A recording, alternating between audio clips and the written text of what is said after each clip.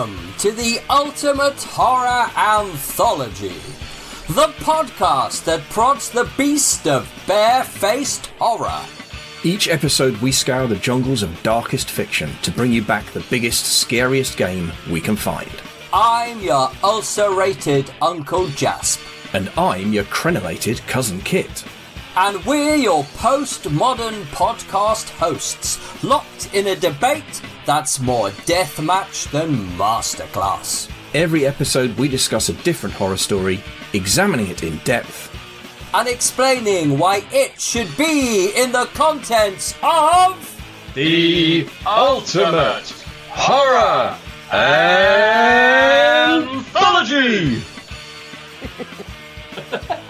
Now, Jasper, you, and you alone, chose the story we're going to be discussing tonight. Please explain to me and our listeners why. Well, the thing I love about this story is that it is a wonderful, polished gem of a tale. It's incredibly naive in its construction on the one hand. On the other hand, it is ridiculously sophisticated. There is a fairy tale innocence about its construction. At the same time, the whole narrative thrust is both emotionally and physically visceral to the point of being utterly brutal. The story I'm talking about is called These Beasts, and even that in itself poses a question. Which beasts specifically are we talking about? And it's by the author Tanith Lee. Now, Tanith Lee is one of these writers who, from the 1970s through to the mid-90s, was utterly ubiquitous. Practically every bookshop that sold any type of speculative fiction would have a couple of titles of her work somewhere up on the shelves, to such a degree that I think most people who were reading speculative fiction at that point kind of thought they'd read one of her books because you'd seen her name dotted about so much. But so it came as a surprise to me when I stumbled on this story, and I suddenly realised that I hadn't actually read one of her stories, or if I had, I'd read it in anthology and hadn't really remembered it. But this story was like a gut punch to me, particularly by the time I got to the ending. It reads like a cross between Richard Francis Burton's translation of 1001 Nights and the type of story you'd get in Weird Tales from the 1930s and 40s, something written by Henry Kuttner or Robert E. Howard or C.L. Moore. In some ways, this story might be described by certain critics as a piece of sword and sorcery. And it's one of the missions of the Ultimate Horror Anthology podcast is to expand the boundaries of what might be considered and accepted as existing within the horror genre. I would argue that much of the fiction that's labelled sword and sorcery could be categorised as horror. This story, particularly among them. I would just say I actually wouldn't just agree with that. I'd say this story is an exemplar of that, personally. Yeah, because sword and sorcery, like horror, was one of these modern Western genres whose roots as a modern genre can be traced right back to Weird Tales. Sword and sorcery was born in the pages of Weird Tales, initially with the fiction of Robert E. Howard, and then writers like C.L. Moore, who had the wonderful character Jirrell of Joiry, and there was also a character by Henry Kuttner, Elac of Atlantis. And all of these stories, like horror, worked best not as endlessly long story cycles in a Tolkien-esque fashion like Terry Brooks and then later George R. Martin or Sarah J. Maas' work. They work better as short, hard-hitting novelettes. And like horror fiction, they work in a miniature. Their protagonists are often, they're not heroic individuals whose lives are marked by prophecy, who have a great future ahead of them and have some massive fate waiting for them. Even though we know that Conan the Barbarian eventually is going to become the king of the nation of Aquilonia, it's still not some great mantle he has to put on in order to save all the known worlds or the entire multiverse. Even though perhaps Elric, who is possibly the next most famous sword and sorcery character, started life as a prince, he's not on a big quest to save the entire multiverse, even if he is one of the eternal heroes. The protagonists of Sword and Sorcery tend to be lowlives. They're thieves, they're thugs and assassins. Even Conan and Elric are, as is Cain, the character who's created by Carl Edward Wagner, and For Ferdinand the Grey Mouser, written by Fritz Leiber.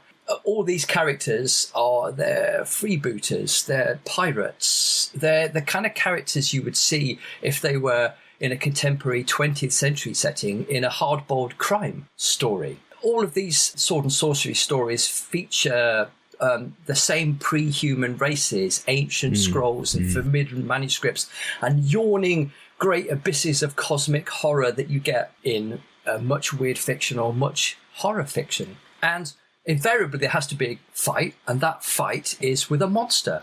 And it's Lovecraftian monstrosities that have many tentacles. It's vampires, it's werewolves, it's zombies. And way before we had Grimdark, these stories were the most visceral, gore-filled, splatterpunk style stories of their day. If you want the single most violent, horrific, blood-drenched stories from Weird Tales, it's all of these Sword and Sorcery. So for this reason, I would argue that Sword and Sorcery, or most Sword and Sorcery, is a sub-genre of horror, like folk horror or cosmic horror or psychological horror. And this story is a fantastic example of this. Yeah, I mean, I think that's a pretty solid thesis statement. I mean, there's a few things that you made me think of there that I'd like to expound on a little, I think. The first one was the notion of the heroes coming from, I guess what we'd say is, I mean, what we euphemistically describe as humble origins, right? That's often the phrase that's used. Yeah. That's kind of the stock phrase. In the particular case of this story, again, an exemplar of that. This is literally someone who was born to a prostitute, was sold at 3 months old with the expectation that they themselves would be sold as a sex slave or prostitute themselves, and then ran away at the age of 10 to join some merchants and thus begun their journey. What I think's interesting about the journey of this character in this story, and that does parallel Conan, albeit in a different way, is that at some point in both cases, either out of some form of deeper motivation that pulls out them, or just because of something in their nature, they end up pursuing a level of perfection in their chosen field that inevitably leads them to brush up against great danger. And I think that's really interesting because, Conan arguably is always just trying to survive, right? That's kind of what Conan does.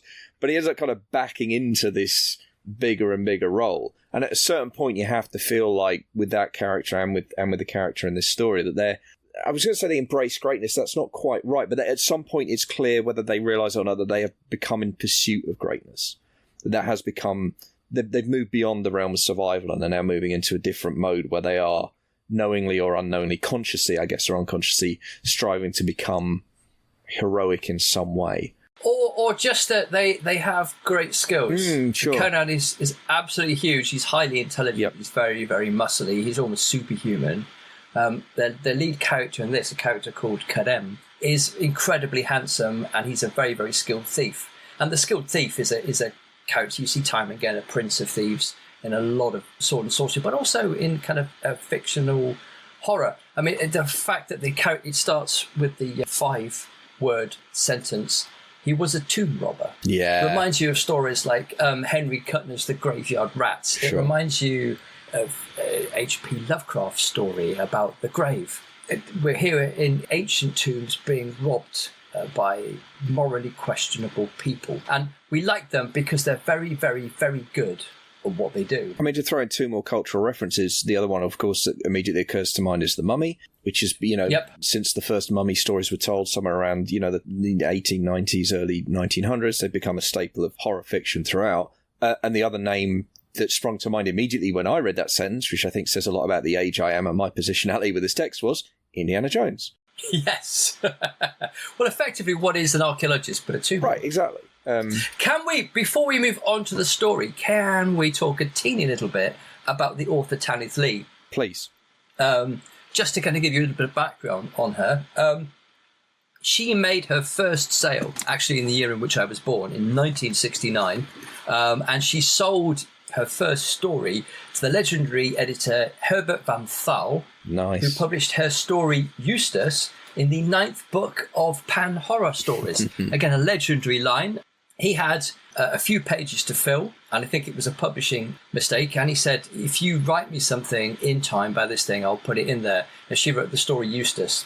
And given what an utterly amazing genius author that she would go on to become, it's unfortunate that Eustace isn't really a very good story. But then if you look at the first things that I ever had published, you could be way more critical than you can be of Eustace. I've got a complete works of H.P. Lovecraft, and I got to tell you, it's written, they're presented in chronological order. Those first 2 or 3, they ain't very good, lads. He got better, but the first couple, they're not great.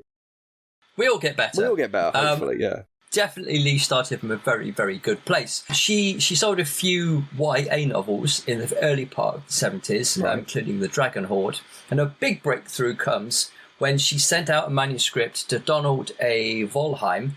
And she speaks in an interview with Daryl Schweitzer about the fact that when she sent off the manuscript, she walked under a ladder. And usually this was known as being a very unlucky thing to do. But she heard that if you walk widdershins counterclockwise and make a wish, that would change the luck. And so she did that, realizing she'd accidentally walked on this ladder, and said, I want my manuscript to sell. And then a couple of weeks later, Donald A. Volheim, who also, incidentally, on a completely tangential segue, just recently was discovered as a character in what was believed to be a lost documentary about a Fire Island community of early trans people. Turns out that Donald A. Volheim was actually, in those days, he would have been called a crossdresser. Right. Probably these days, we'd call him either gender fluid or transsexual. Didn't know that, but he was an author and an editor who had a huge impact on the speculative fiction field. Not least with the founding of Daw Books, DAW, which is what are his initials, Donald A. Volheim, or Walheim.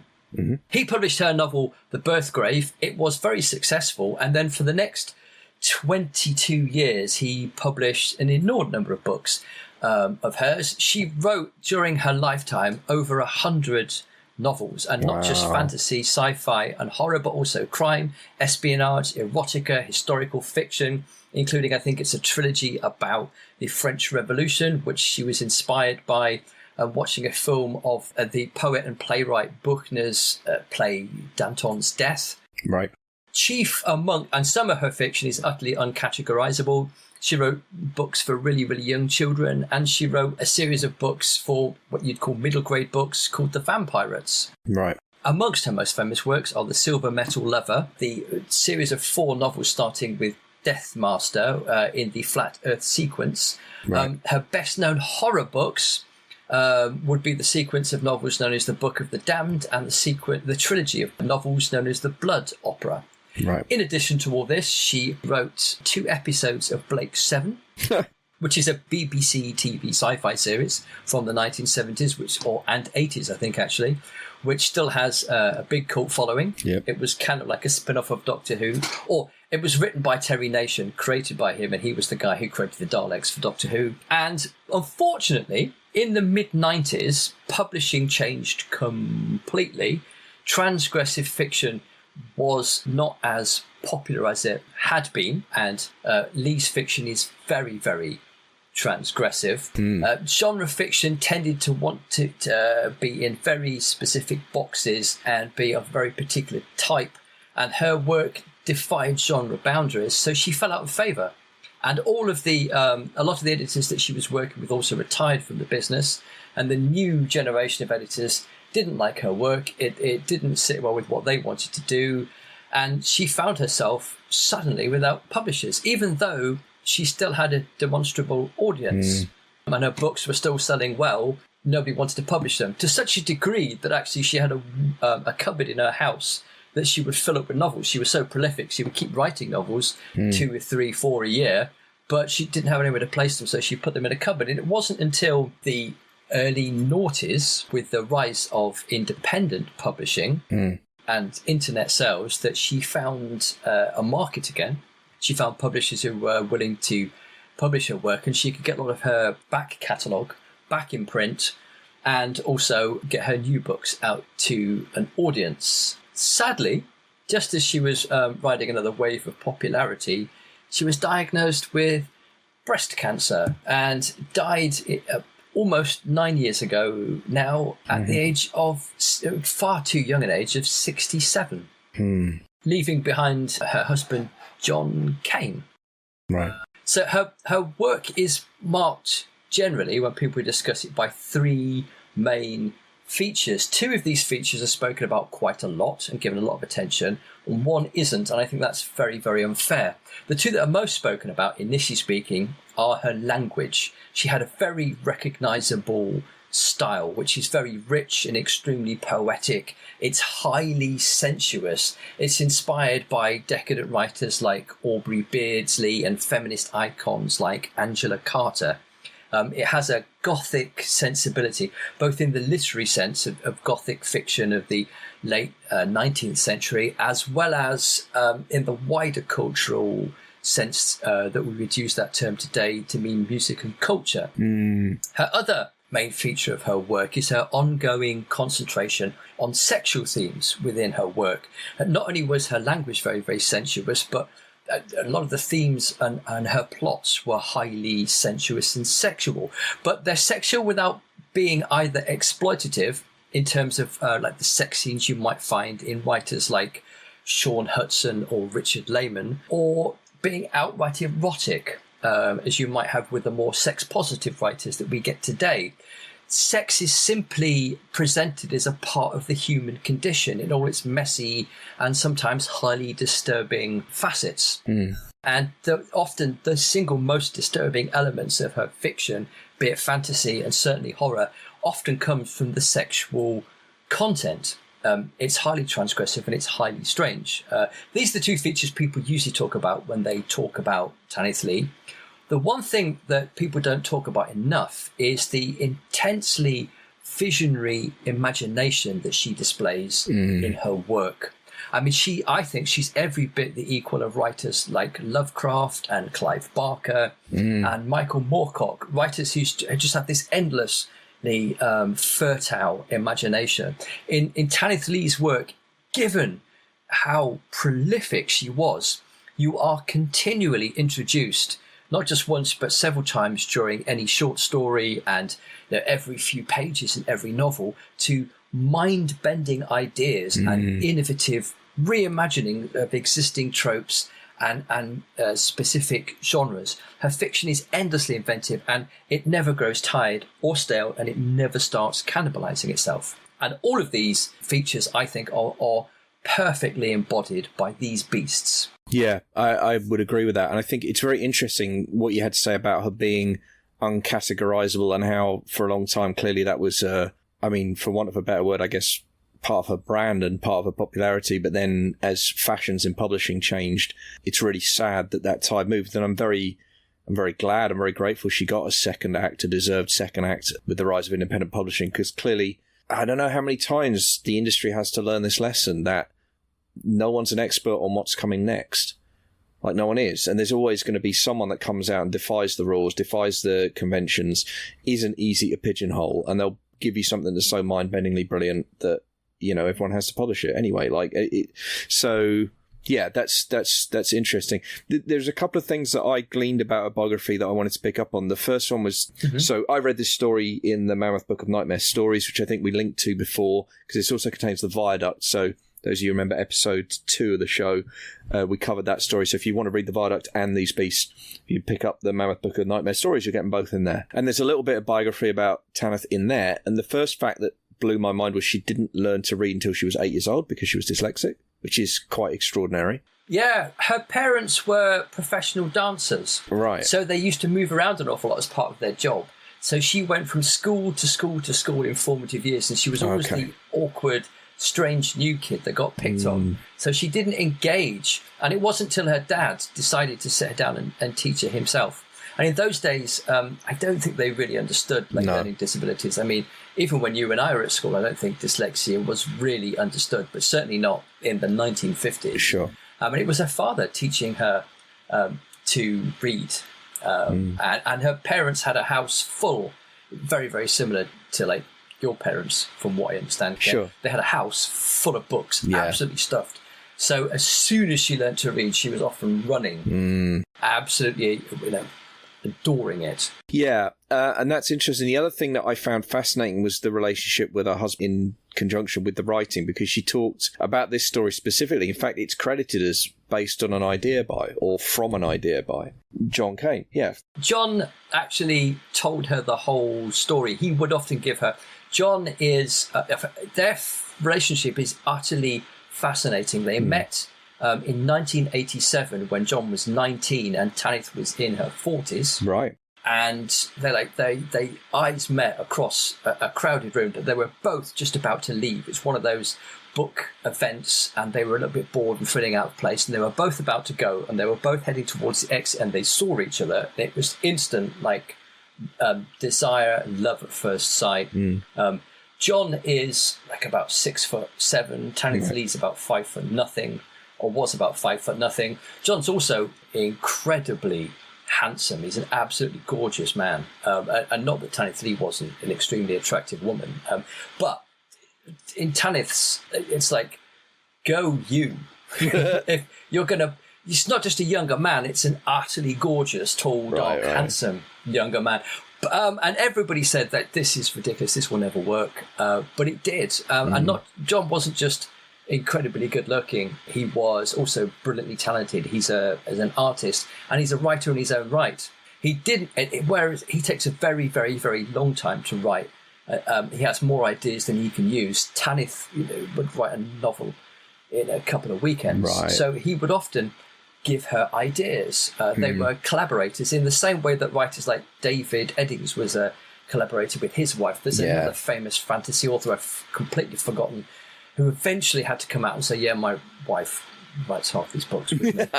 Tanith was always incredibly open about the fact that she thought John was a genius, and he gave her amazing ideas, including the idea for this story. So it is a collaboration. We're talking about Tanith Lee, but this is a John Kane, Tanith Lee collaboration. And it was interesting to me reading the introduction where Tanith explicitly credits her husband, but also says he's, even highlights he specifically gave him the idea for the liquid map, which we'll come to when we get to the narrative. And you just think like, and it's one of those things, I read it in the introduction, obviously, before I read the story, so it didn't really click with me. But as soon as I got to that moment in the story, I thought, okay, yeah, that's actually genius. That is really cool. Yeah, that is really cool. And what a brilliant, just what a fantastic collaborative partnership. Because you're right about Lee's prose. That's the thing. Like, it is, and it's one of those things. Like, this is the only thing of hers I've read so far. Obviously, I've got yet more homework to do as a result of the show, which is always good. Every day's a school day. But already reading this, I could tell, although this is written in a very particular style, and as you mentioned, there's elements. There's a lot of elements, but there's elements of fairy tale. There's elements of Arabian Nights. The main character is a thief. Actually, there are elements of Aladdin. It's almost a retelling of Aladdin, except what if Aladdin made it to his 30s and was already really, really good thief? And instead of a genie, it's ... right? So there's some of that in there, for sure. But I could tell from the writing style that although it's written as a fairy tale, well, we talked about this before, fairy tales are horror stories anyway, if you go back to Grimm's anyway. Children don't go wandering off the woods or you'll get it. That's the point of most fairy tales as they were originally conceived. And they're very bloody and violent as well. Even Cinderella, right? The ugly sisters cutting their toes off to try and fit the glass slipper on. It's pretty nasty stuff. So it's very much in that vein, a very traditional fairy tale. But there is also something in the prose style, and it was hard to put my finger on, but there's something in there that lets you know that this writer has more than one string to their bow. They're choosing to work in this mode for this story because it's the best way to deliver it. But there's just these little flourishes here and there in the prose on the way through that pull you up short and make you realise you're in the hands of someone who's incredibly skilled on a sentence level at producing a really compelling narrative. So no, it's a beautiful piece of writing.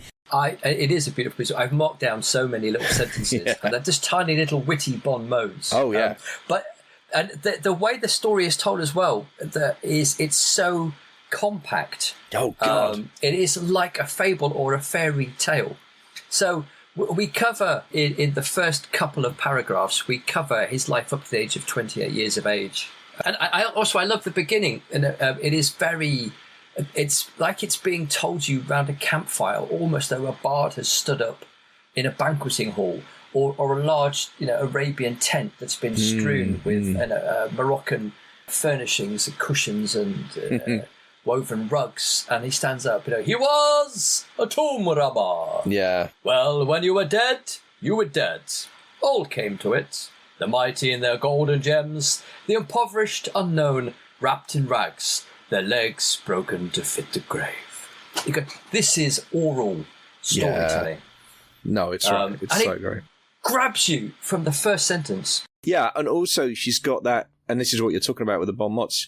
The reason that you know that this is written in that style and is almost designed to be read aloud, or is written as though it were designed to be read aloud, it's written as though it were a piece of oral storytelling, are the asides. And they just keep coming in, and they're these little, like you say, 3, 4, 5 word sentences, and they just deliver this extra little, and you can see the person just kind of almost putting the hand to the side of their mouth, turning to one side of the audience and just delivering the line. It's as an so aside. Good. Yeah. No, it's fantastic stuff. So it starts with him. He's born in the splendid city of, I don't quite know how you pronounce this. It's spelled Noomdagh. I sort of think it's pronounced Noomdagh or something like that. This is a once great city. It's the city of kings, but now, because this is a decadent story by a decadent writer, the city has fallen slightly on harder times, but the rich are probably getting hugely richer. The only people suffering are probably the poor. But he was a tomb robber. He was very, very good at it. But he came from the lowly level society. As you mentioned, he's the son of a whore, which is a great start for a particularly amoral thief protagonist in a story. And as you say, this is one of the things that we've got this fairy tale feel, and then she just drops in, throws it out as an aside that he was sold to be a sex slave. Yeah. When he was, 3 months old? That's right. Yeah, 3 months. She says that 3 months to be another whore. That's just kind of skated over. Yep. And then, but he's spuriously charming. And he takes his owners, he catches them off guard, he charms his way out of them, and he runs away, not to join the circus, but to join a caravan of merchants. But it's also specifically, he learned his spurious charm from the man who bought him, and that's incredibly telling. Yeah. So it's the man who was his de facto father figure, let's face it, but obviously... Who was his pimp. Yeah, but was also, destined to be his pimp. And the idea that he adapted that man's ability to charm in a particular way, but weaponized it for his own ends. I mean, that is really, and at 10 years old, right? I mean, there's a precociousness to that too. One of the interesting things you said there, I mean, you described him as this amoral character. I think it's really interesting how much Tanith is setting us up in these first 2 pages to like this guy, because he is a grave robber, but the way he talks about it, at least in the opening scenes, there's an aside where he talks about when I die, someone will rob my grave too. Good for them. Good luck to them. Yeah. Life's for the living. You're welcome to it. He says you're welcome to it, friend, doesn't he? It's like, come on in, rob my tomb. Yeah. And it's not to leap ahead, but there's a moment later on where someone gets buried and he buries them with their riches, and I think it's almost a callback to that moment. And I love that. What's interesting about it is, I mean, I guess this is partly my politics talking, but I think I'm always find it refreshing when you have a character from the underclass and they're not created as this kind of cartoon villain, but instead they're drawn in this sympathetic light. And he's got this facile charm, but he had to learn that to survive and to escape these awful early circumstances. Yes, he's a grave robber, but he's quite philosophical about it. And again, she goes out of her way to say he's generous. He gives to beggars in the street. He shares the wealth a little bit. Yeah, he looks after himself, but he's a good citizen. And I love all that kind of... she's very carefully setting him up. Again, I think as this kind of... He's a little rough around the edges than Aladdin, but he's not a million miles away from Aladdin, is he? He's that lovable rogue. Aladdin's a street rat. Yeah, exactly. Yeah. And again, a very skillful, charming thief who has to be because that's how he survives. It's just this guy, and again, well, this is an interesting thing. The thing about this guy is he just keeps going. So instead of having Aladdin's arc where he becomes a prince and the genie and blah, blah, blah, and the princess, instead it's like, no, he just becomes one of the most skilled thieves in the entire and builds up to the point where he's built up a business and he no longer does the thieving. He pays other people to go and steal stuff for him so good. And over the course of, I think it's 1, 2, 3, 4, 5 short paragraphs, Yes. she takes us the whole arc of his trajectory. And it's interesting, he learns to become a grave robber because he falls in with traders who take him out into the desert and rob tombs. And so it's like, what makes him a thief is not being born the child of a sex worker or being sold into like sex slavery. It's actually when he kind of like gets on the bottom rung of capitalism. And they go, look, and there's a wonderful line as well where they're walking past all these tombs and he's a very young boy and he says, what's on there? They say, come on, we'll show you. And the man who liked him said, there's nothing here to hurt you, but look, what's that? Which shines.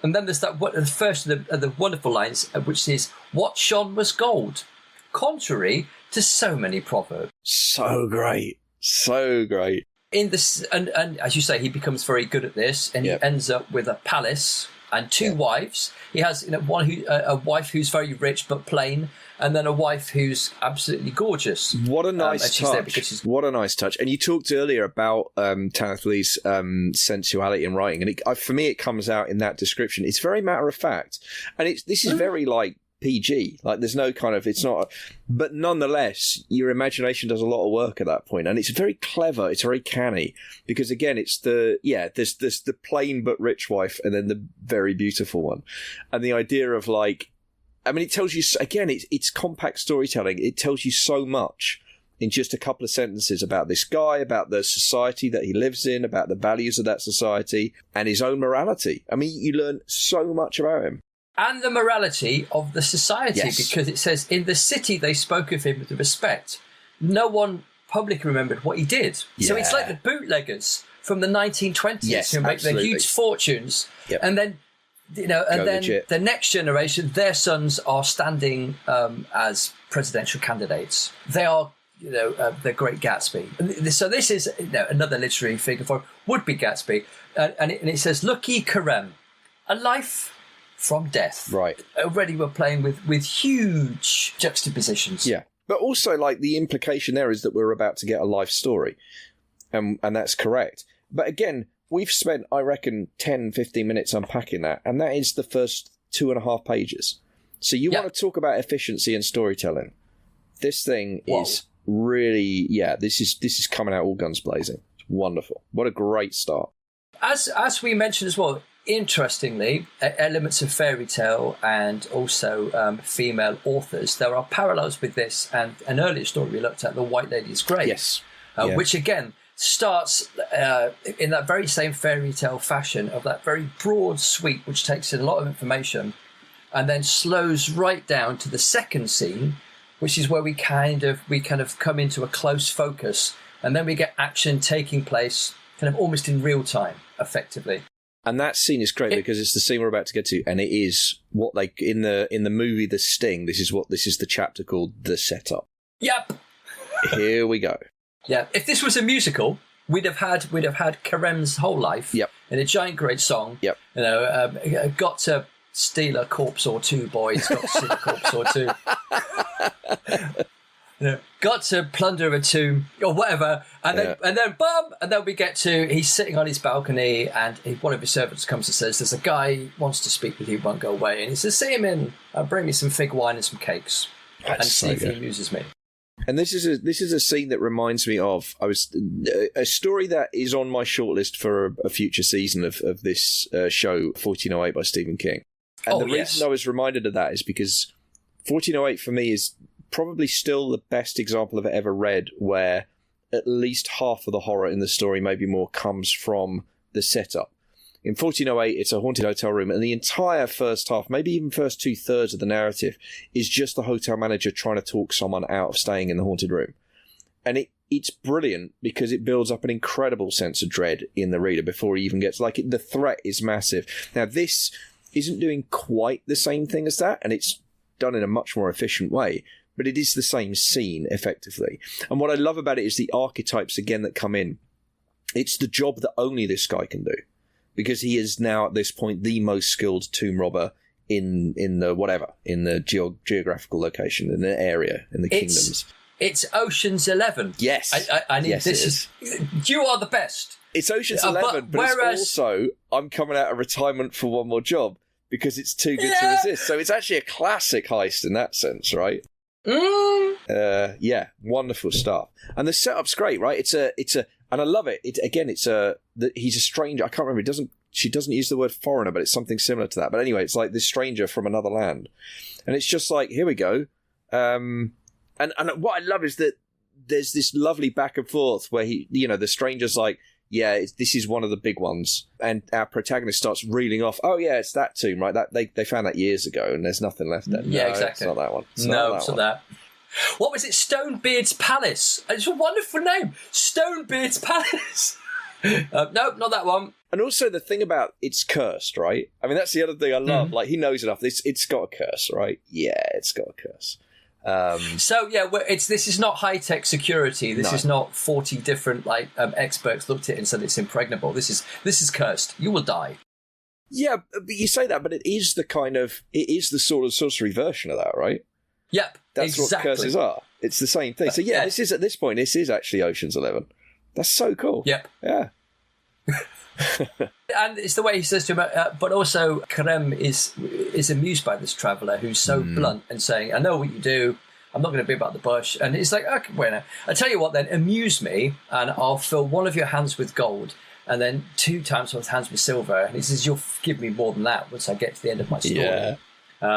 And it's not, he says, Stonebeard's Palace is not there. The Garden of Arches there, no, not there.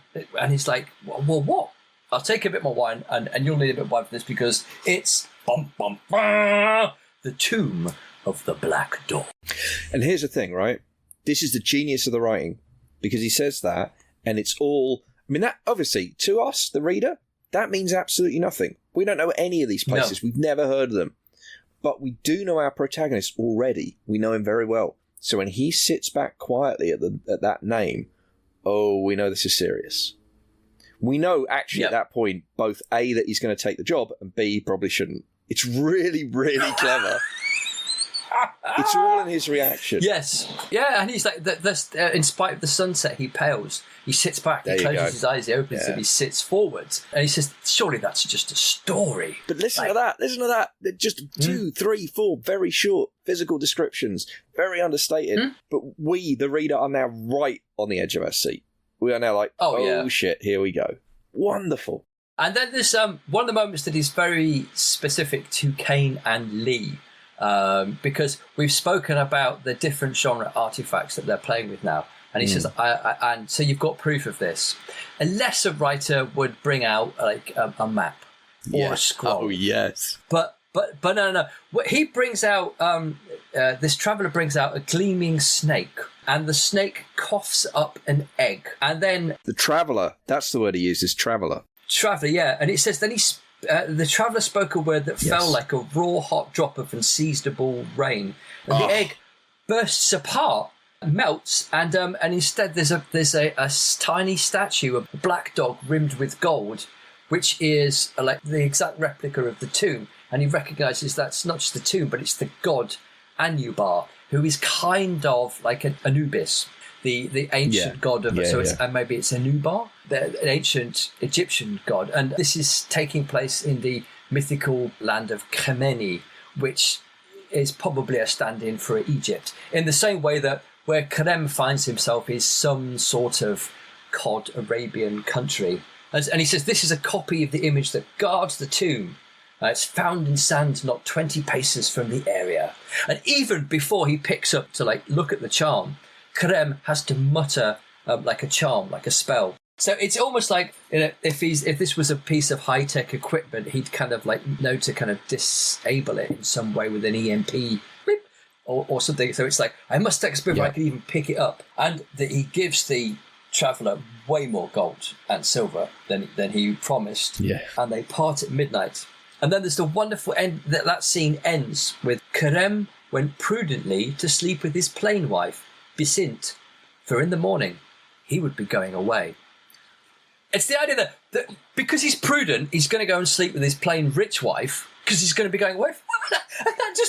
That seems to be full of so much wisdom that I can't, almost too much for me to unpack. Right.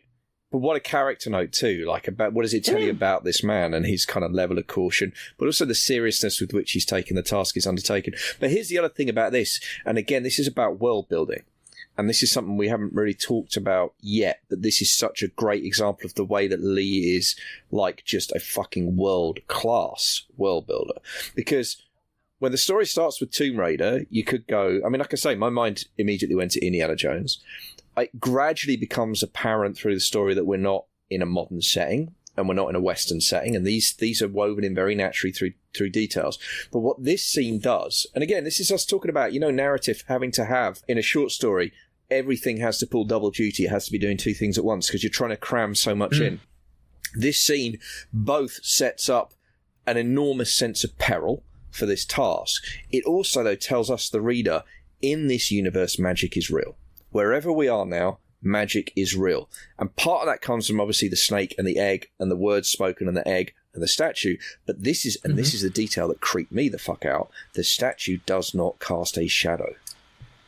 And it is handled very matter-of-factly by the text. And because it's very matter-of-factly, it's even more chilling. Because to these two men, that's not a completely unheard of thing. That's just a magical, that's a magical effect that they're aware of that can sometimes happen. But for me, reading it, that's like the ground just lurched under my feet. Something is wrong here. And it's a wonderful, wonderful piece of foreshadowing, because that will become incredibly important several times later in the story, and also and here it is. Brilliantly picked up for on me, the brilliance of that is that it is absolutely foreshadowing, which is funny because there's no shadow, but also it's brilliant because in the moment it doesn't feel like foreshadowing, because it's just a creepy moment in its own right. It feels like it's there to just put the shits up you, which worked very effectively. I mean, genuinely, I felt my stomach do a little turnover when I read that. I was like, oh my God. So it didn't give itself away as like, this is going to be really important in, 7 or 8 pages time. I didn't get that at all. I was just like, oh no, you're really just fucking with me now. This is really scary. Absolutely. Well, that's the end of the second scene. The third scene, again, we kind of go into slight super montage. Dense. Yeah, montage. That's exactly the word I was looking for. Again, if this was a musical, we'd get the musical story of his journey to Khemeni, where he disguises himself as a poor lame pilgrim, which again is that's an accepted trope of a lot of sword and sorcery and fantasy. The hero disguises himself as a lame beggar to pass unseen through a foreign land because he's so lowly that everyone looks down on him. And he goes like a little pilgrim and he rings a bell at the door to all the different shrines, and no one's paying any attention to him. And eventually he thinks, okay, the time's right, I'm going to go into the desert. But this desert is like a desert like no other. Now, after this, a place opened that was like hell, she describes. And she purposely describes the scene he's leaving, the rich banks of the Nile. It's not called the Nile, but this wonderful idyllic setting of a perfect, it could be the river Tigris in Mesopotamia. It's this beautiful idyllic setting. He's trekking out into the desert, which is like hell. And there's all these huge 100-foot tall statues. And that reminded me, there's a poem by Percy Bysshe Shelley, who is a writer I think also was very loved by Lee. And there's a poem by him called Ozymandias. I met a traveller from a foreign land who tells of this giant statue to the king Ozymandias, who says, "Look on my works, you mighty in despair." And yet all around him now is a desert, and his entire kingdom is gone, and this statue is redundant. And so this is the kind of place that Karem is walking through. All these ruined, civilizations which have fallen to dust around him, that he's going to go and plunder. And so there is that. Again, something very Lovecraftian about that. Ancient cultures, all that's left of these giant statues, and the feeling that, specifically the feeling of the giantness, archways that lead to nothing. All of these feel like Lovecraftian images to me. That's some of the milieu that he'd play in. Totally. But also there's the sense that there is a futility in chasing earthly riches. That's kind of I think why I mentioned Ozymandias. And the sense that also that there's a great sweep of time here. All civilizations built to something incredible. And there are wonders in these civilizations which are not lost to us.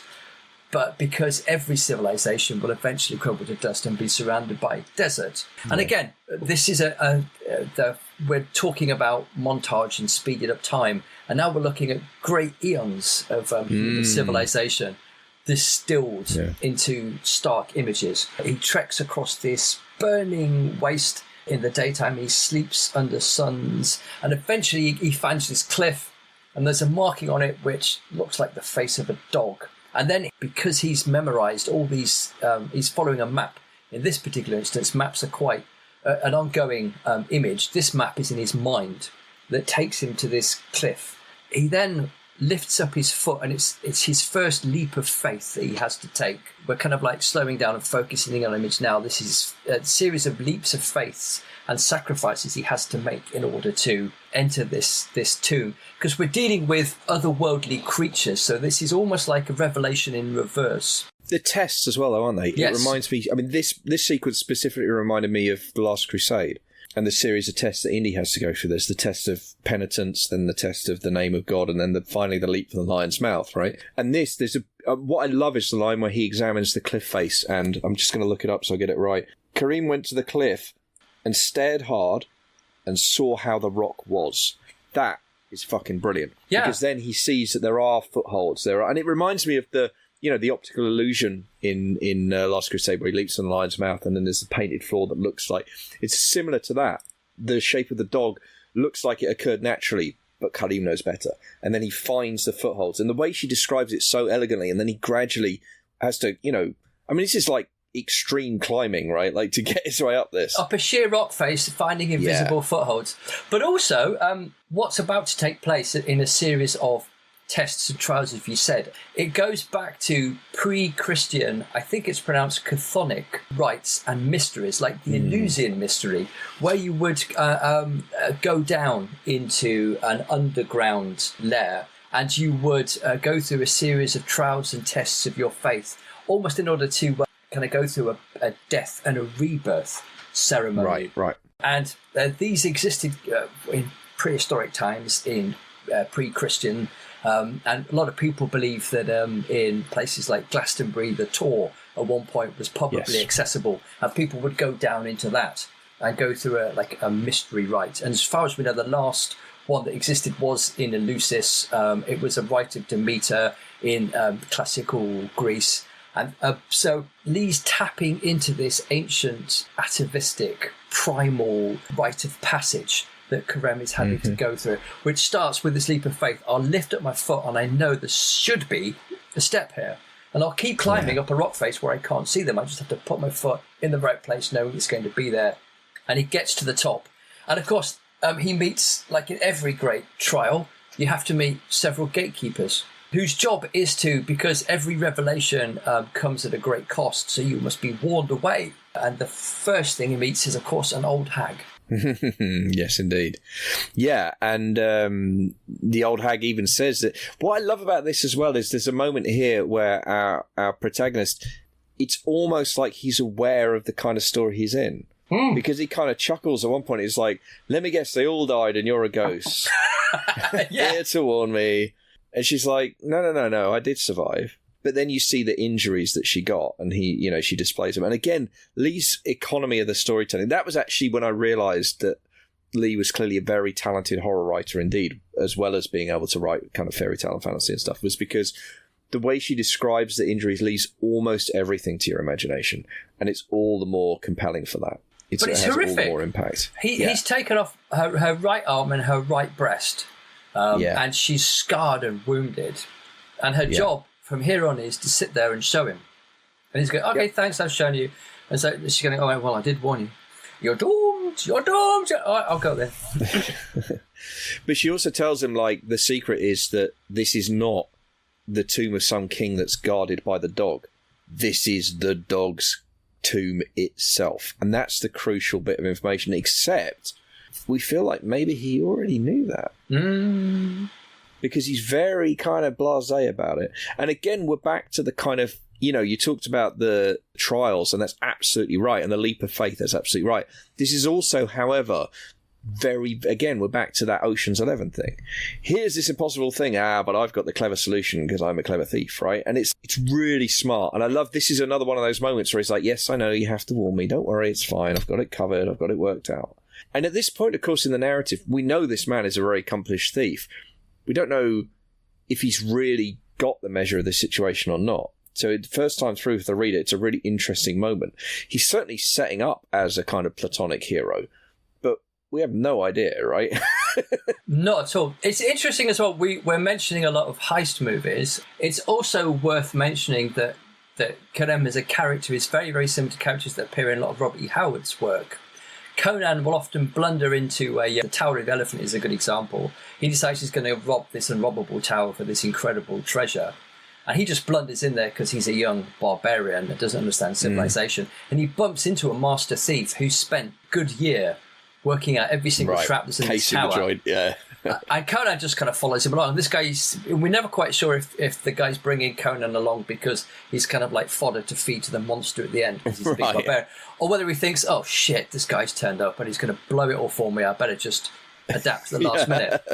But and this kind of happens in this story, but the barbarian doesn't blunder in. The barbarian is not the hero of this particular piece. And also the old lady tells him as well that, as you say, this is the tomb of a god, a Nubar, the biter of souls, which is fabulous. So he doesn't just tear you limb from limb, he chews through your soul.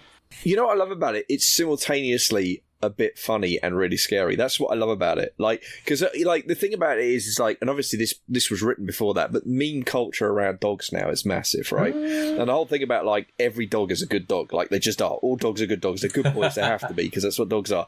And it's like what I love about that is like the biter of souls. You could almost imagine that on a meme. It's like, I are the biter of souls.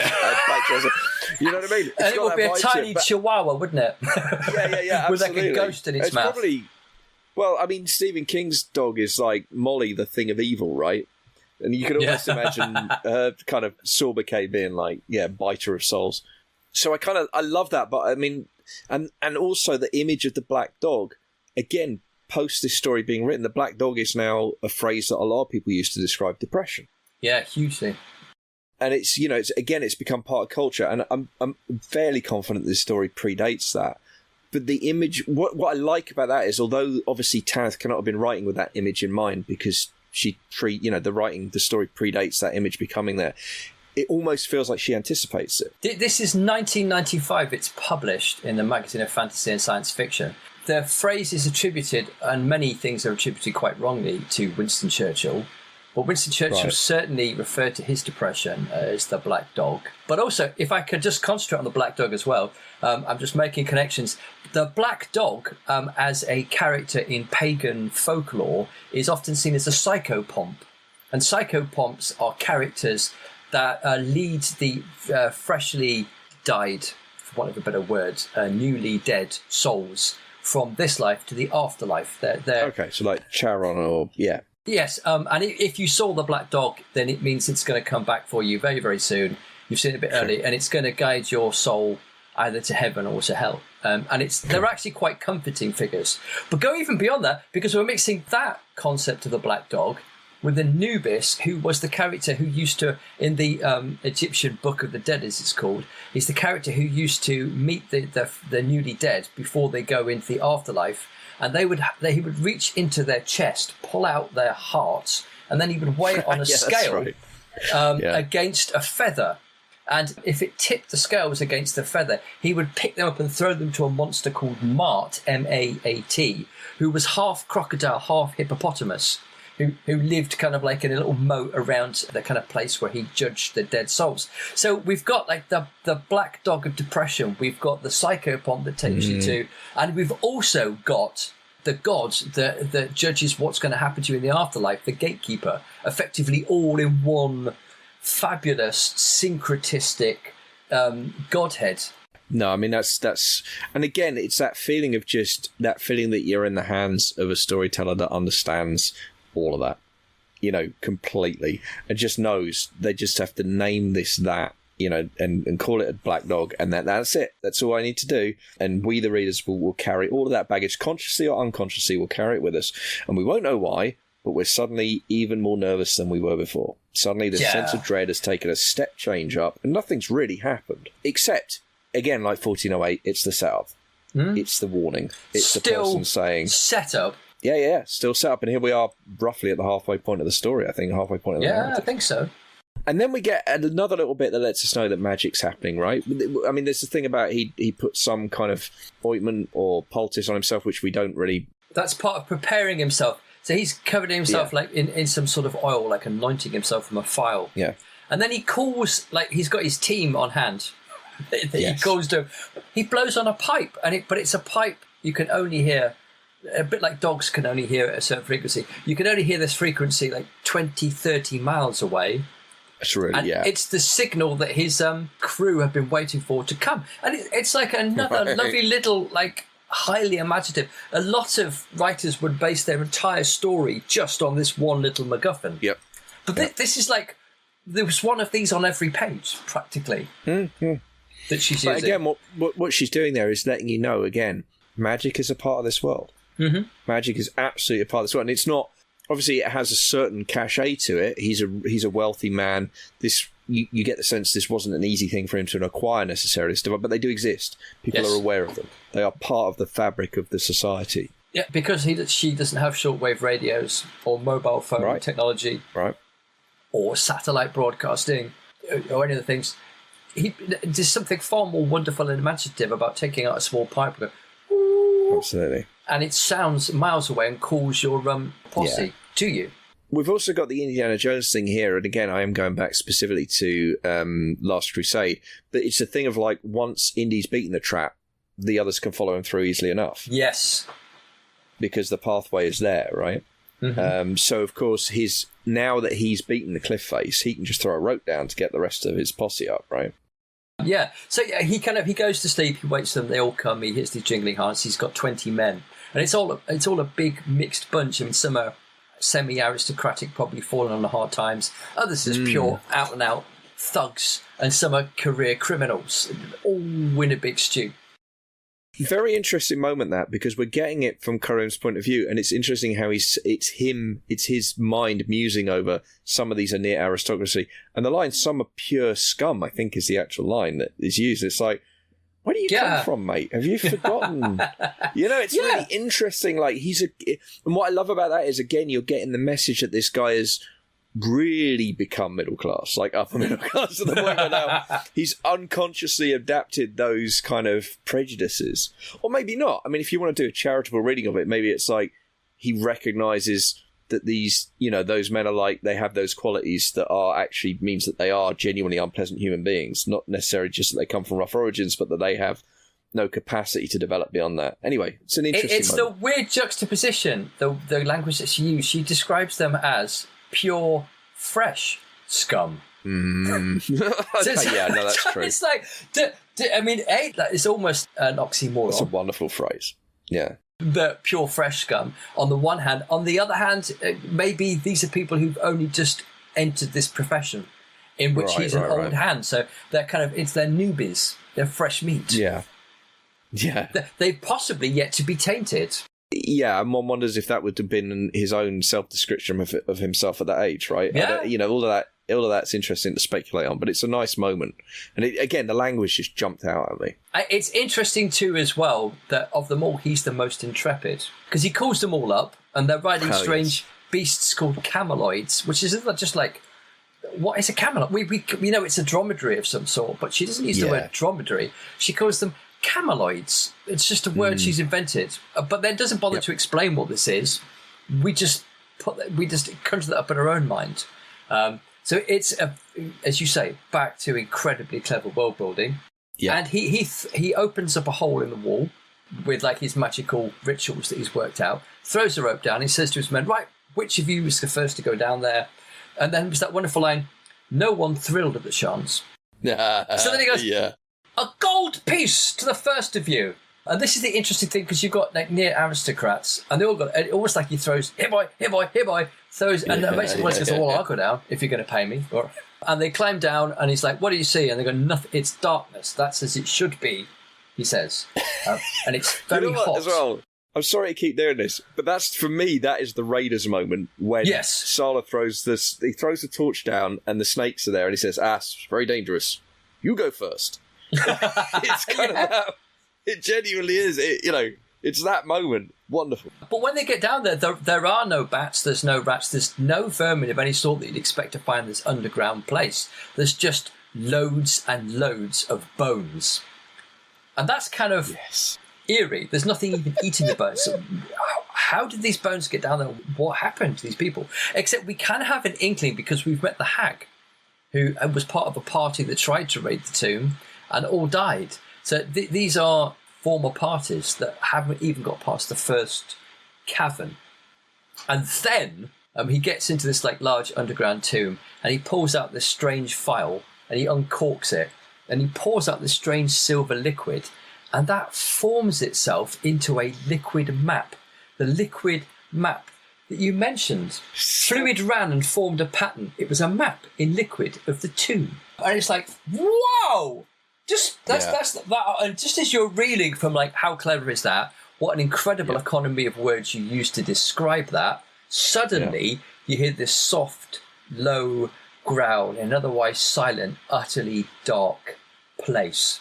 That's the first really ominous moment of like, uh-oh.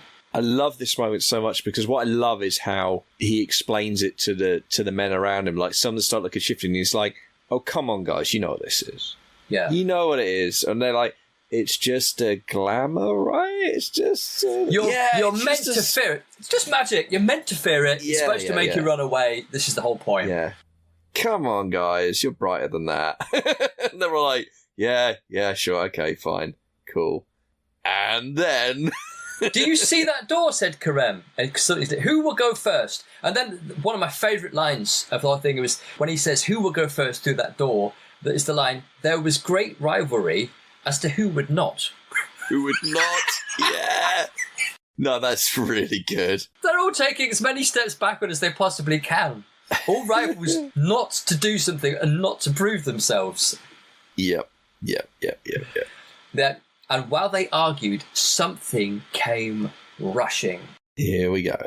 And again, it's a wonderful thing. It was like a wind or 500 hounds packed close as fish in a shoal running after game. So you've got images of the wild hunt and the hounds of Tindalos and all kinds of mythical, terrifying, dog-like demons. And then from the fairy tale world in which we found ourselves, suddenly we take a sharp 90-degree turn into a splatterpunk world. And it gets... Oh, yes. We've been in like a sort of fantasy, darkish fantasy with transgressive elements that's kind of Arabian Nights-ish. Suddenly, we're in extreme horror. Because these beasts, they tear the party apart, except for Karem, who smeared himself in something which repels dogs. He's like reached into his utility belt and got out his anti-dog repellent spray. Shh. So he knew this was coming. Well, that's the anointment that he used. So that was seeded earlier. When he's waiting for his men to get there, he's anointed himself with this, and we just kind of pass over that. And then she brings it back here and says, "Yeah, that's what that was." Yeah, so he's not touched. But there, and it is a really wonderful, visceral moment, and your kind of heart is pounding, and you're like, "What?"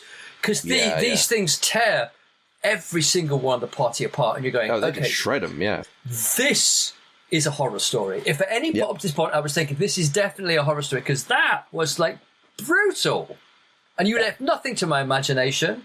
Landing in pieces and bits on the floor where the bones of the previous victims lay, and then ends this, and then when they're all dead, there's this satisfying growl when the last of them is dead, and then from being extreme horror, we reach a moment of sheer genius. Not the first or last moment in the story, because Karem says, "Thus I make the second offering." Yes. Oh! Yeah. Brought this entire he knew the whole way. Party here, and we've been gone through the whole. It's like he set up the Magnificent Seven or the Ocean's 11 just to sacrifice them at the second hurdle. They're all there. Here you go. I give you I fed the dogs. I'm on to the next part of the mission. What? Yes. No, that'd be like getting through the poker game in The Sting and then Paul Newman just turning around and shooting Robert Redford or getting him killed. You know what I mean? It's just like, what the fuck just happened? He's brought him there. Butch Cassidy has brought the Sundance Kid to lash it up because he wants the bounty on his friend's head. What? It's wild. So good. So good. But here's the thing as well. The reason that moment lands so hard is because up to that point, Lee has sold us on this guy as being essentially honourable and essentially a good guy. And then suddenly you realise he has this incredibly ruthless streak that is completely amoral. And we're forced to reappraise everything we think we know about this guy in that moment. It's so clever. Absolutely. This is the guy that gave money to beggars. A stranger turns up with a nice story and he rewards him. He was quite a beneficent person. He's travelled through deserts, he's been brave, he's been wise, he's got this whole party together, purely to sacrifice all 20 of those people, knowingly. And you're going, what?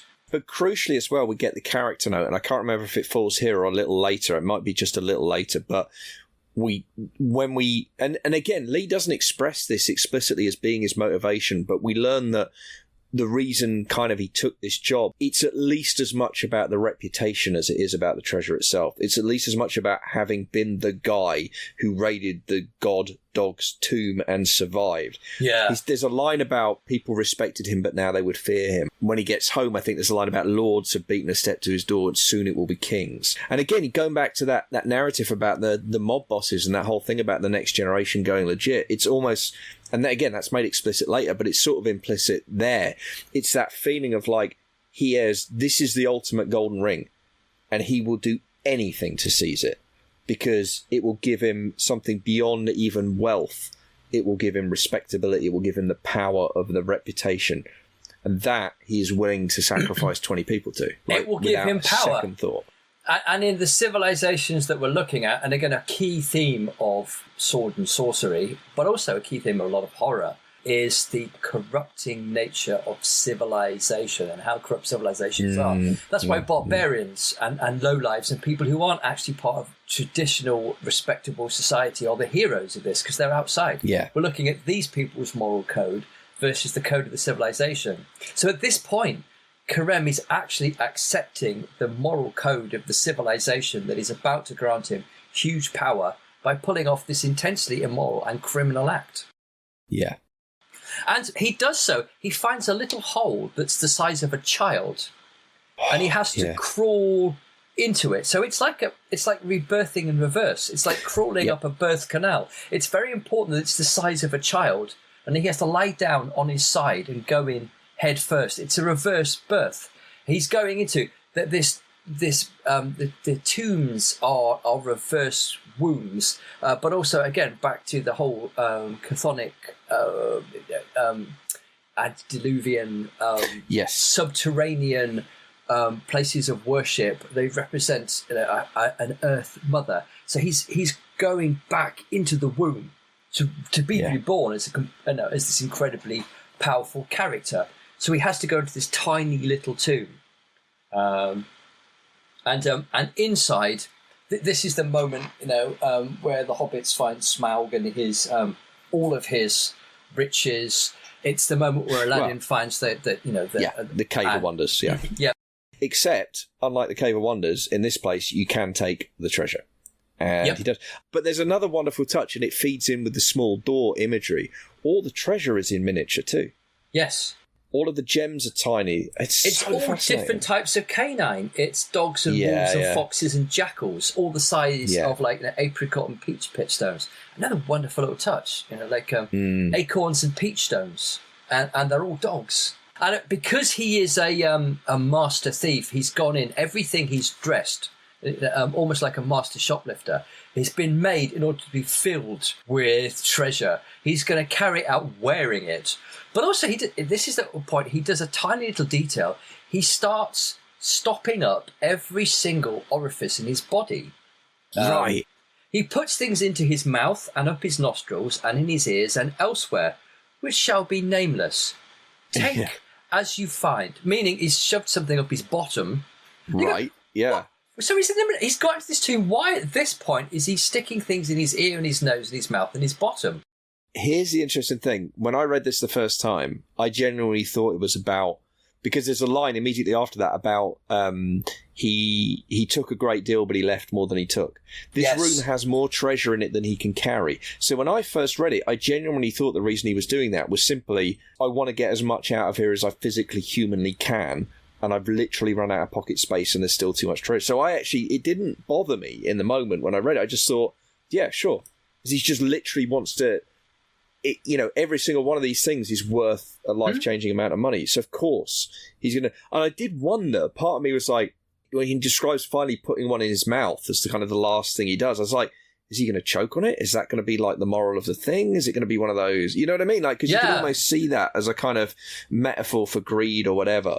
Also, interestingly, tying into his origin story as someone who sold their body, and now he's using his body in this particular way to kind of... So there's interesting echoes there, but it totally wrong-footed me. I wasn't at all prepared for it meaning anything more in the moment than just being like, I just need to take all of this shit. I need to get every single thing out of here that I can. Yeah. And then still pats himself on the back for leaving a load of it behind, right? Yeah, and he says temperance, let that be his third offering. So he's made 3 offerings. That he's poured the oil. And I love that, because I'm like, motherfucker, you couldn't fit any more in your pockets if you tried. What are you talking about? Yeah. Temperance my arse. You literally ran out of bodily orifices to cram this shit into. But, of course, the narrative has... has some tricks to play. Oh, boy, does it have some tricks still to play. Yeah, and then he hears a howl outside. So far we've heard growls and we've heard barks, and these are like quite terrifying things. He hears a howl, but then he realizes it's okay, it's the desert outside. So now he's been called back outside. The outside is reaching right into the centre of this like ancient like subterranean tomb, and is calling him out. So he starts to leave, and he follows the same route all the way back up again. And he says another magic word, and the entrance disappears. Open sesame, esamanes penop, peno, nepo. Says the word backwards or whatever, and that the opening closes, and he climbs down. Also, crucial moment when he regains the surface and he feels the heat of the desert, and it is like the heat of the tomb. Yes. Oh, so again, you talked earlier about that moment of like almost climbing back into the womb, but now he's climbing back into the world. But the implication is he's already the living dead, and it's there in that one sentence about like by re-entering the world from the underworld, but he's not being reborn because he's entering a tomb. It's so smart, and again, at the moment, it feels like just a brilliant description of the desert heat. It's reminding you of the environment he's in, but it's also actually this incredible piece of foreshadowing, which is implicit with meaning. And then we go from that, he climbs down, and the cameloids, this strange beast that we're only picturing slightly as like a camel, most of them have run away, and then there are a few left that are like frothing at the mouth and farting with fear. Farting with fear, oh my God. So you've gone from this magical, incredibly terrifying imagery and this wonderful, rich, replete, poetic language and these horrific sights he's seen, and the camels are farting, and that's even more visceral because you can kind of imagine the smell they'd make as well, and that horrible hot desert air. So great. I tell you what else as well, that's something that maybe only the true masters of horror understand. It's one of the many, many reasons I think King is so brilliant and goes a little under remarked about his work. One of the things that, I'll admit this on the show as well, one of the things that I shamelessly copy from King's style is King is brilliant at bringing things back to a visceral physical level. Yeah. He's brilliant at putting you in the character's position, in part by describing some physical reaction that they have to a moment. I think writers by our nature are quite cerebral. We live in our heads a lot. We think about ideas a lot. And I think with horror, especially as a genre, you often lose out if you don't remember the sheer discomfort of the physical. And I'm just talking about the discomfort of having a physical body now. I'm not even necessarily talking about the discomfort of a circumstance. Just the fact of, getting itches, sweating, stammering, anything like that creates a feeling of discomfort in you that is uncomfortable. And for me, what Lee's doing in that moment, by bringing it back to something that's kind of, and it is funny as well, something that's comic, but the idea that a creature could fart out of fear, but it's still, it's like you say, you've had this incredible mythic set of circumstances, and then we're brought right back to the earthy real biological here and now. And right? grounded. It's brilliant. Yeah, grounded. Exactly right. Absolutely. Right. And it also, then we move to practicalities because he thinks, he's, he'll take them back to the village. Then he's going to sell them. He is literally waddling. He's like fat with gold and everything. And he thinks, I better sell these cows. How much are you going to get for a cow? You wouldn't even... One ruby you've got shoved in your ear or, up your backside is worth a fleet of these camelides. But, we shouldn't waste them. Well, maybe you'd ride one of them back, out of Khemeni back to Norm Darash. Maybe just give them away. Just put it out there. Maybe just give them to someone who needs a camel. Like, someone's going to need a ride, It's also, I should also point out the imagery of the fact that he goes in very, very thin, and in fact, to get to the treasure chamber, he has to be incredibly slim. But he comes out fat with gold. Is also going to be paralleled a little bit in just a few paragraphs' time, because just before we get there, though. He says there's another wonderful piece of, again, sorry to use the pun, foreshadowing, because he leaves this tomb, and the thing that we've seen, basically everyone that's ever gone in there before, as far as we know, the story goes, has died apart from the hag, and she came out, she was she was unwomaned, effectively, by having her breast torn off and her arm torn off. Horribly scarred, But also her shadow, and shadows have been a key signifier, a key imagery going through. But as he leaves, he feels incredibly pleased with himself because he looks on the ground, and on the smooth ground lay something black pointing from him and away from the moon. He had kept his shadow. All was well. And that's the kind of fist pump moment. I've done it. Yep. I've got my shadow. He's home and dry. As far as he knows, he's done nothing wrong. He hasn't put a foot wrong. What could possibly go wrong? He's done it. This was impossible odds. No other human being has managed this. He truly is the Prince of Thieves. So great. So great. And so, we don't bother with the journey back or how he got his gold thing. We cut straight to he's back home. And his plain wife sends word, tactfully sends word that she's out of sorts. I've got one of my episodes. Sorry, I've got to lie down. I have Attack of the Vapors. And so he's met by his beautiful trophy wife. And the wonderful thing about this is, the reason I mentioned the fact he's fat with the gold, is because when she describes his wonderful trophy wife, and at this point, we're all picturing something like Jessica Rabbit from the Who for Everybody, with a curvy kind of brunette with just endless legs and probably incredibly thin, because we've got all these Western ideas of what beauty is. And Lee cuts through that, and she describes her as white, plump as a white plum and garlanded with blue-black hair. She's not blonde or redheaded. She's got blue-black hair, so it's incredibly dark, and she's full-figured, plump as a white, and again, so great, so wonderfully sensuous. And actually, you think she seems sexier for this fecundity. Well, just for not resorting to cliche, right? And also an understanding that we have had wildly different standards of beauty, actually, for men and for women in different cultures at different points in our species' history. And it's really easy to forget that, because we all think that the culture that we're born in is ubiquitous and eternal because it's all we've ever known. But actually, it's as transitory and fashion-bound as anything else, and beauty standards even more so. And beauty standards even more so for women, where there's an entire multi-billion-dollar industry, sorry to get all lefty, but it's true, dedicated to selling people a new line of shit every 6 months or 12 months. And bringing back shame as a method of controlling one particular section of the population. If you're not ashamed of your body because it's immoral, you need to be ashamed of your body because it's not the right shape.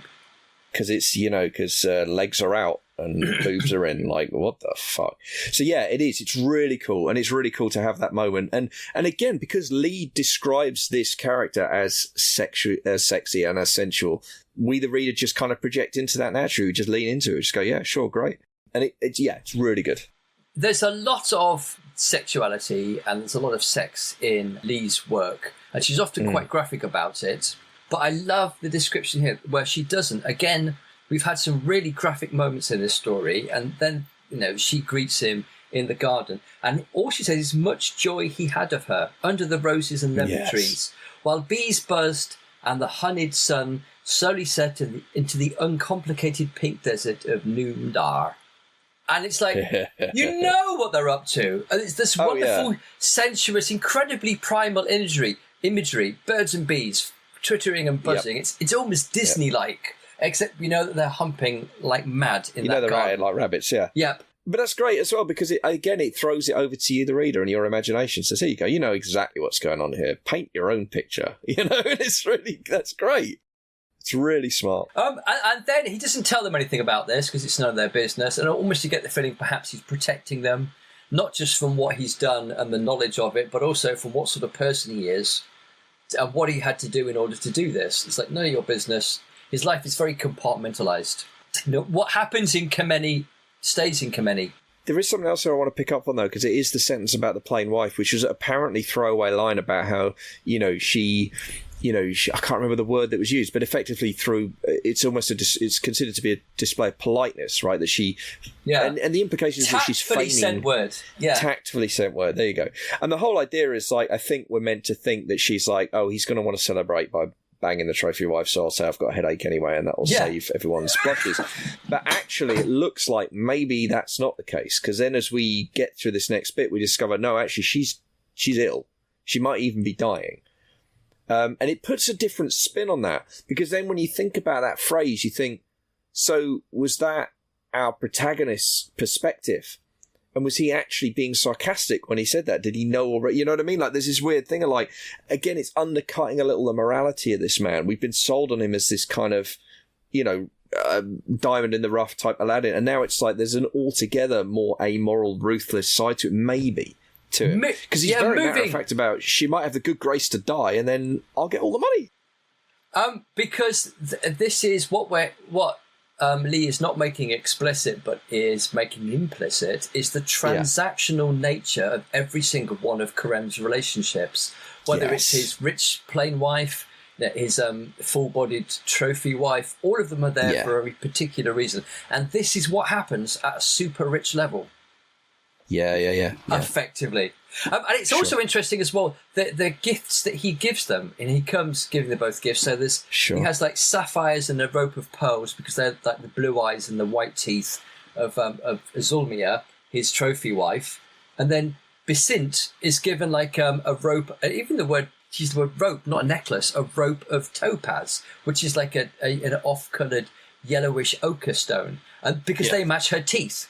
They match her teeth. She's super rich, but she's got like horrible manky brown yellowy teeth. It's the casual cruelty of that too. It's good. It's a good moment. It kind of underlines that point of just, there's something about this guy. He's actually got a cruel sense of humour. He's actually, there's an unpleasant undertone creeping in now about his actions. And Lee also has a wonderfully acidic sense of humour in her narrative voice. And then we had the bit you mentioned earlier about the fact that soon not just nobles and lords are coming to him, but kings, and he would be famous now.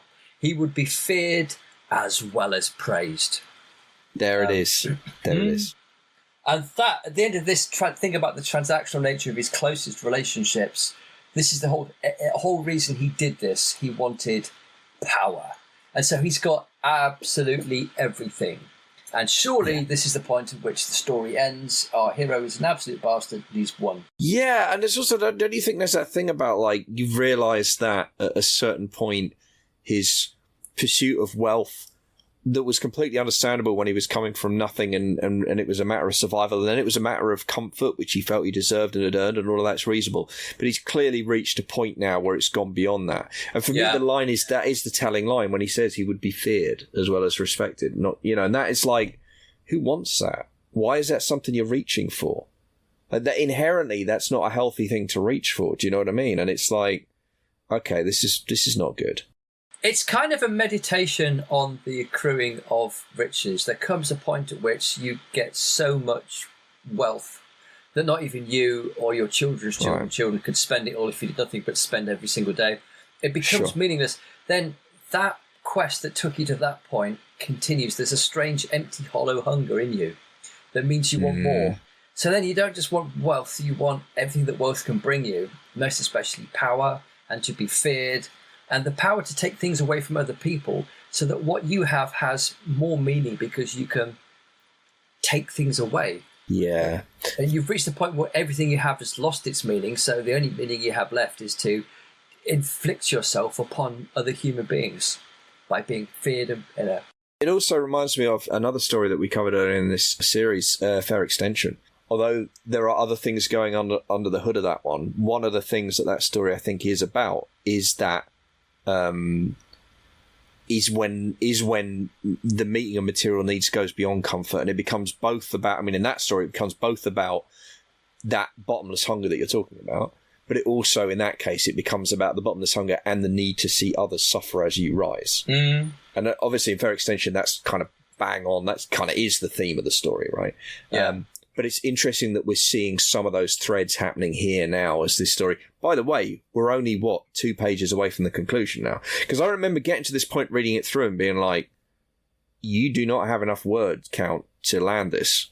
Genuinely, like, and I should have known better because the storytelling's really efficient, but I was like, I don't know how the hell you're getting this done in a page and a half, 2 pages, like, 400 words max? Like, I mean, it's great, but what now?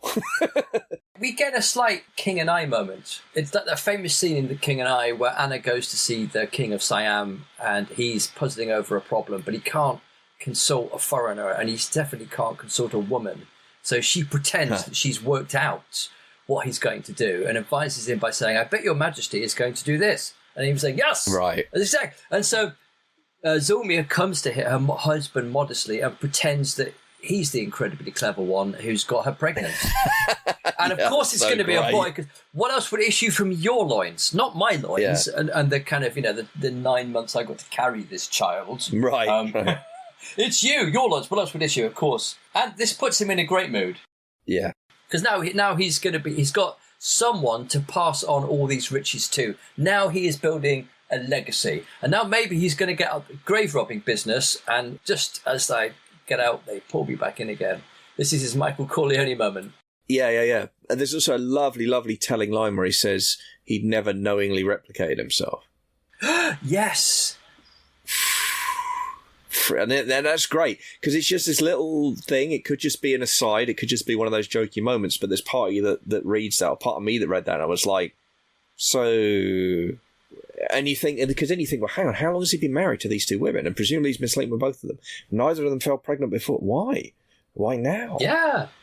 So it does set that little seed, that little hair running of like... Whoa. Yeah, and he looks at his wife, and she's even more plumper because she's pregnant. And he looks at her, and her hair like silk, and her feet, her jet black shadow. All was wonderfully well. All wasn't just well. All is now wonderfully well. And it's that he mentions again a shadow. It's that the soundtrack goes into a minor key. Uh-oh. Yeah.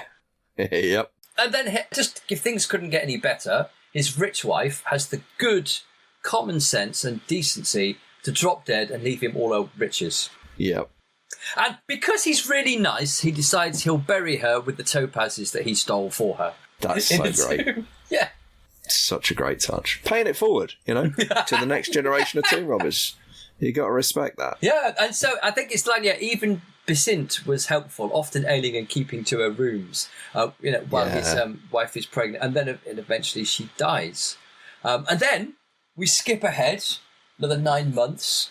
Zulmia has gone into labour, and Karem, like a really good father, has left her to go and give birth in a different part of his palace, and he's relaxing. He's sat in the garden, right? Drinking pomegranate wine. I mean, the windows are open so he can hear the screams, so he knows everything's going the way it's supposed to be going. But they're good, rounded, healthy screams.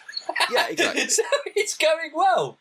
Oh, blimey. And then a serving woman comes to see him. He thinks it's a serving woman. And then it's kind of quite fascinating. He thinks she's going to bring him some lamb and some dates. Yeah.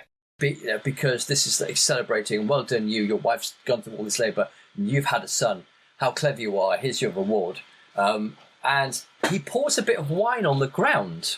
It's a nice touch, that. Yeah. Now, the interesting thing is I'm pretty sure in a lot of Arabian and certainly in a lot of pagan pre-Christian cultures, you poured wine on the ground to commemorate the dead. And we even, these days, it's often a cliched scene, particularly if you're dealing with Irish gangsters. They turn up at the gravestone and they pour a bottle of Irish whiskey on the grave and then take a big swig. But that was commonly, one commemorated the dead by pouring wine on the ground. But it seems this is a greeting in this culture.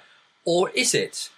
Because when the serving wench comes up to him, he realises, a bit like Hamlet seeing his father's ghost, that this is the ghost of his dead wife. And she's come with a warning. Oh, I think it gives it away because he sees the string of topaz round her neck. And she says, "I've arrived to warn you." And he's like, "Oh, well, that's jolly kind of you. What are you going to warn me about?" It's funny, isn't it? He strikes exactly the same laconic tone he struck with the hag.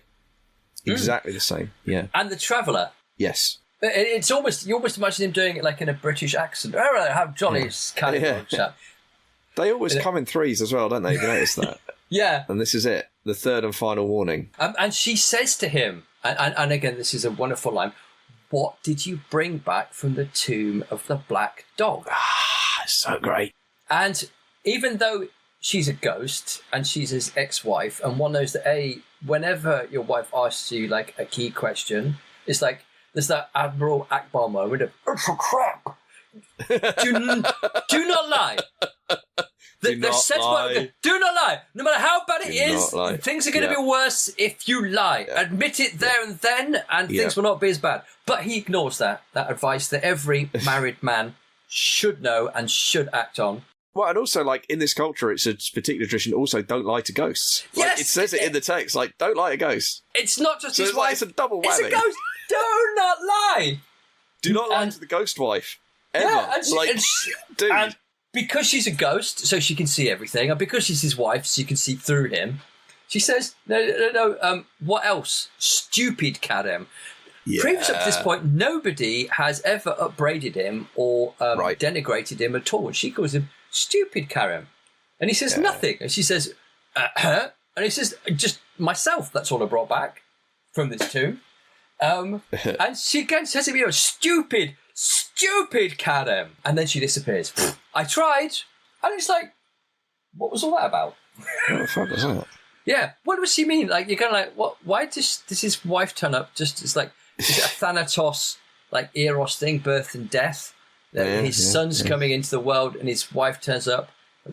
It's a bit strange.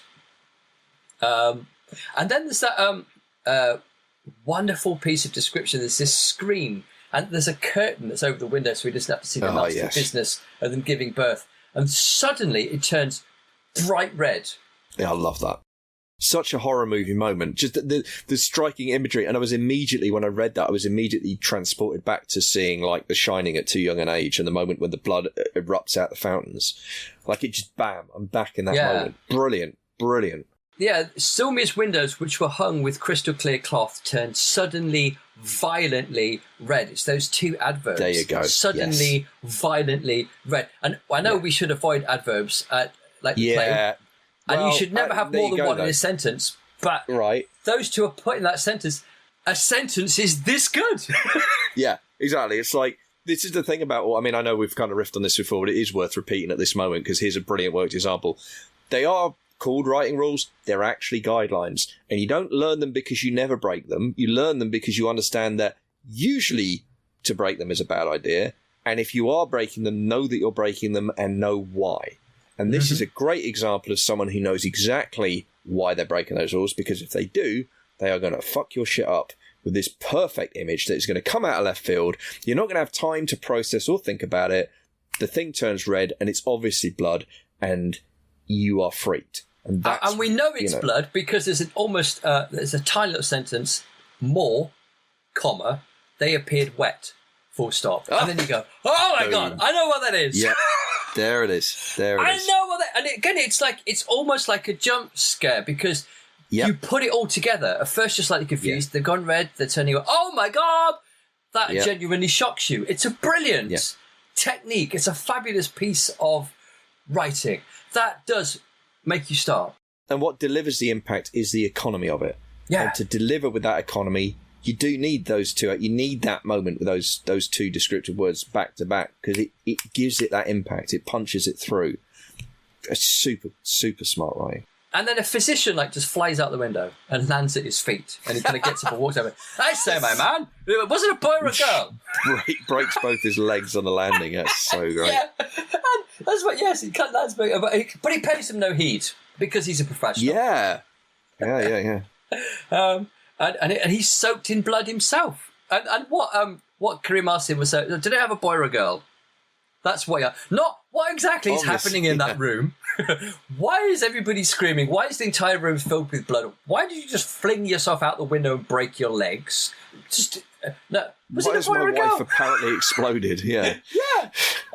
And the physician just says, and neither will I tell you. And he can't run away. Something tore itself out of your wife's belly, and her wet belly burst like an orange. You can just imagine that overripe tangerine just go woof. It's such a brilliant image because at that point, a lot of writers, when they're attempting to do visceral body horror and violence, they either slightly over describe or they reach for imagery which denigrates the moment. The back of his head exploded and brains flew out like so much grey confetti, and you go, "Oh fuck off! Right. No, you've blown it. No, that was wrong." It's the Garth Marenghi thing, isn't it? I always think King is again a master of this. There's a description of a kid, and it is a kid. It's a child, an 11-year-old boy.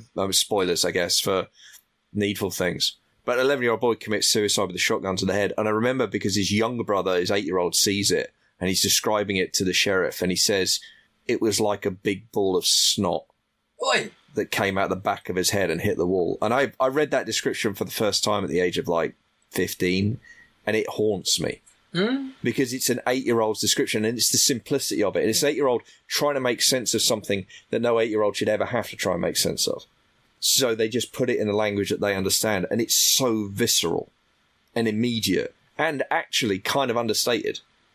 Because you don't get, and you don't need anything more. In fact, you need less. You're like, please, can I have less detail than that? Because now I feel like I might be about to throw up. It's fucking brilliant. And again, it's a similar trick here, I think. Similar technique. Wonderful. It burst her like an orange. It was dark. It had a snout. Oh my God. What? That doesn't sound good. What's happening? Yeah. So and he turns to look at the doorway of the house. And then something black is coming out of it. Yeah. It's moving on hind legs. And we're just getting these tiny little details. Yeah. And then suddenly he flashes back. Oh, things are starting to make sense to him. Wait a minute. My dead wife's ghost just asked me what I brought back. I brought back nothing, save his loot. And he blocked up every aperture. Suddenly he realizes there was one hole in his body which he didn't stop up. And now we know why he stopped up all those holes. It was to keep something out that wanted to leave the tomb with him and steal his shadow and do much worse damage to him. But there's a hole he forgot. That's his urethra. Tiny little hole in his penis. Now you're going, what? It even says in the text, the only hole that was too small to fill. That's it. There was nothing that could stop it up. And it's like, oops. And then the thing about, and then he came back and immediately slept with his beautiful wife. And it's like, okay. No. The shadow had run out of him there in that garden among the roses. And you're going, oh my God, you just put it together. Shh. Oh no. But it also, stop a minute and think about the audacity of this. Yes. In the Arabian Nights, Aladdin doesn't stick something up his penis, so the genie gets up there. Well, that's Barker-esque, right? Yeah. That's that Barker thing of taking something like this classic archetype and then and again, also what we were saying earlier, this is why it's horror, bringing it right down to the earthy level, like basic biology, it's so good. And So fucking good. What? Yeah. And Anubar, the biter of souls, stands over him. And it's this wonderful description because it says, in his clawed paws lay the remains of Zulmia's womb, and round his feet, like bracelets, were wrapped the entrails of others. It's like detail upon visceral detail. You are going like, You are horrified at this description. Yep. And then this is kind of similar to Barker in just the sheer horror that Lee creates, because he kind of casually walks through the physician, rips him in half because he's just in the way, and then stands over Karem. And Karem is bollocksed. He was so clever. He thought he'd done everything. He thought all was well. No, actually, he thought all was wonderfully well. He was rich and powerful beyond anyone's dreams, and there was one tiny little thing he forgot: the hole in his penis, and that has undone him. And then Anubar stares at Karem, who bowed low and waited for death. And then there's that last line: "As well he might." As well he might. Yeah, so great. Oh! So great. So I must admit, I got to the end of that and my jaw was on the floor. There was no way you could see that twist ending coming. I defy you. Yeah, absolutely. You didn't even know why or how there's going to be a twist ending. Most writers would explain the whole thing. Before you go in the tomb, block up all your holes, you would set that up pages before. But no, we just put it all together in the last page. In the last few paragraphs. And then, so the twist is like doubly, triply, has triple impact. And it's so clever. And it's so horrific. Crucially, all of that is true, but also crucially for it to land, which it has to, it doesn't cheat. The narrative doesn't cheat. You are given all the information. You don't put it together, because you can't put it together, because it's too fantastic. But when it happens, you don't think, oh, fuck that. You think, oh, my God, that's brilliant. Yes. You think that is genius. You think, oh, my God, that is perfect. That's the measure of it. It's wonderful. And it's interesting. It's a technique that that Roald Dahl uses, and we will mention this in a episode later on in the series. But Dahl uses it as a workaround for the fact that his endings aren't really that clever or unexpected. Sure. So he kind of has to let you put it all together at the very last minute in what isn't a particularly clever ending. This is doubly clever because even if you had been given all the information at the very beginning of the story, it would still surprise you because you, like Karem, have overlooked that one aperture. But the fact that you put it together seconds before you then work out, oh my God, what's happened and how it's all happened, it triples the impact of the surprise ending at the last minute. It's one of the most perfect uses of that technique. And I'm still trying to think, how could I use that technique myself? And Lee has just taken it to another level. So I'm trying to work out how could I do a Dahl and make it slightly better than Dahl. And Lee's just gone like 3 steps higher than that. And I'm thinking, my God, will I ever come up with an ending that well? All of that is true. And on top of all that, for it to land, the prose has to be absolutely perfect in those last... Because again, remember, bear in mind, everything that we spent... I think we spent a good 10 or 15 minutes talking about the last 2 pages of this story. This happens over an incredibly tight word count, and it has to. And it's, for me, I know we've used the word a lot, but I'll say it once more, it's the efficiency of it that is absolutely mind-blowing, because it's the efficiency that delivers the impact, it's the efficiency that delivers the viscerality, and it's the efficient... Because this is the problem, right? Even like many writers, even if they had come up with admittedly the completely ingenious idea, if they worked out the mechanics, right? If they come up with so he forgets about his urethra and that's the punchline, great. I defy anyone to deliver the punchline better than Lee does in this. And that is the thing, because most writers at that point, I tell you what, actually, it's kind of a pet peeve of mine when the action grinds to a halt at the very last moment, and then the writer spends too much time hooking together the bits that, oh, look, this happened, now we're here. And it's like, okay, great, but there's a fucking great big monster, and I'm more interested in... But she does it so quickly. It is so fast, and the dominoes fall in the protagonist's mind at the same pace they're falling in your mind, and it's incredible. It's absolutely incredible, and you need all of that for it to work. Yeah, you need the idea, the genius idea, but you also need that exquisite execution. It's flawless. It's a flawless execution. And that's the wonderful combination of Kane with his brilliant idea, the story, and Lee's, and why he handed it to Lee and didn't write it himself. Because it's like, I could write a really, really good story because this is a near genius idea. But if I hand it to you, you will execute it with genius. You will take my genius idea and make it into a genius story. And this is the yin and the yang working together so perfectly. Right. The two of them. Two geniuses coming together to create something transcendent that so deserves its place in the ultimate horror anthology. Absolutely, 100%. I would also add to that, given Lee's prolific nature, it seems likely that Lee was clearly an incredibly instinctive writer, and a lot of this stuff that was going on. And I say that to take nothing away from him as well, because a lot of my favourite writers, I think King's quite instinctive. I think Barker was a very instinctive writer at his prime. It's almost like they're tapping into something, a storytelling tradition that goes back centuries. You almost feel, and it feels like particularly for this story because it's told in that style, I guess, and she leans into that in the language and the way that she presents the story.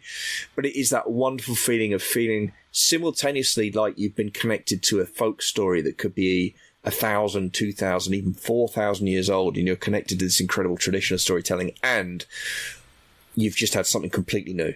You just had something completely unexpected. It's incredible. It's absolutely incredible. And yeah, no hesitation at all. This belongs, it holds an incredibly proud place in the Ultimate Horror Anthology. Wonderful piece. Yes. For our first season finale, we have something really special.